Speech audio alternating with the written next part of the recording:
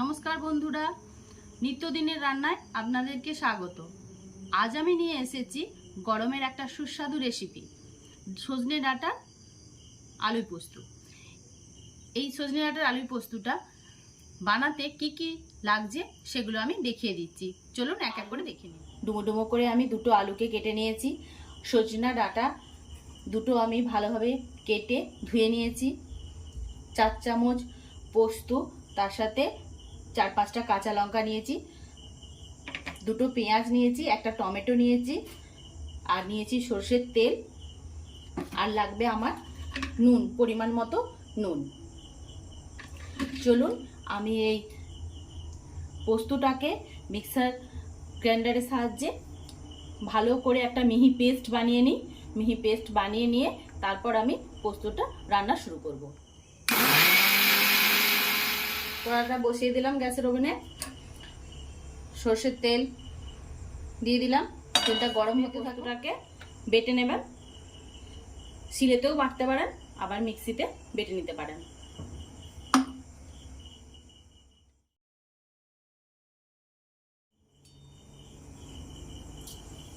একটু 5 ফোড়ন দিয়ে দিলাম। তেলটা গরম হয়ে গেছে খুব ভালোভাবে। এরপর পেঁয়াজগুলো আমি দিয়ে দিচ্ছি।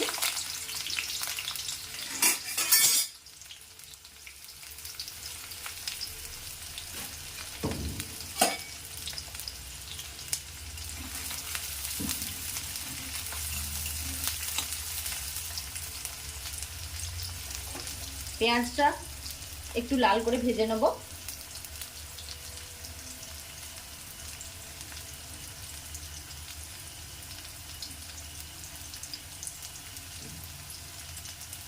গরমের দিনে পোস্ত খেতে খুব ভালো লাগে, বাঙালিদের প্রিয় রেসিপি এটা। আর এই গরমের দিনে সজনে ডাঁটা বাঙালিদের খুবই প্রিয় একটা সবজির মধ্যে পড়ছে, আর খুবই উপকারী। চলুন, আমার পেঁয়াজটা ভাজা হয়ে গেছে, এর থেকে বেশি আর ভাজবো না পেঁয়াজটা। এরপর আমরা সজনে ডাঁটাগুলোকে একটু হালকা করে ভেজে নেব।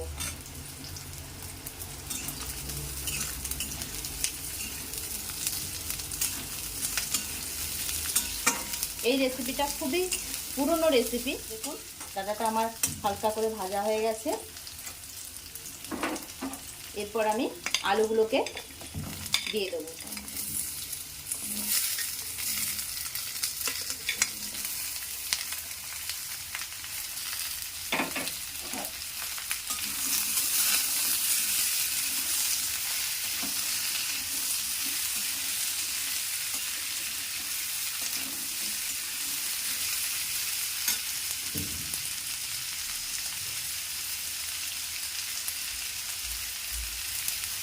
এই সময় আমি নুন দিচ্ছি। এটা ছোট চামচ বলে 2 চামচ দিলাম।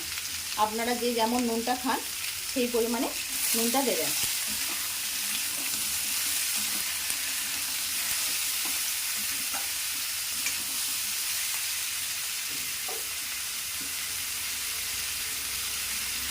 এরপর এই টমেটোগুলো দিয়ে দিলাম, দিয়ে একটু নাড়াচাড়া করে আমি ঢাকা দিয়ে দেবো।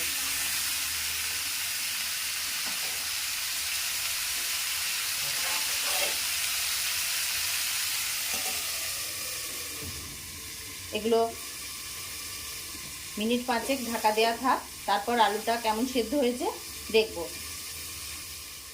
5 মিনিট হয়ে গেছে, দেখি আলুগুলো কি অবস্থায় আছে।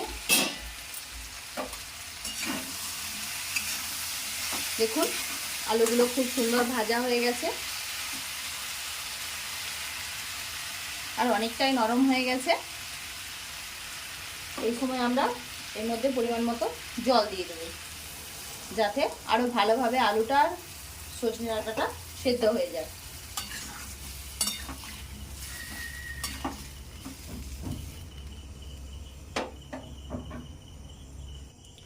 এরপর আমি এটা 5 মিনিটের জন্য ঢাকা দিয়ে দেবো এবং আলুটা সেদ্ধ করব। চলুন দেখি আলুগুলো সিদ্ধ হয়েছে কিনা।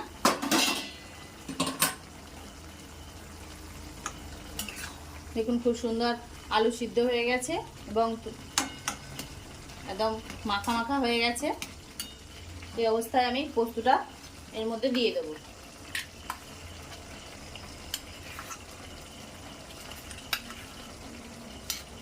দিয়ে দিলাম পোস্তটা। দেখুন আমার পোস্তটা খুব সুন্দরভাবে একদম হয়ে গেছে।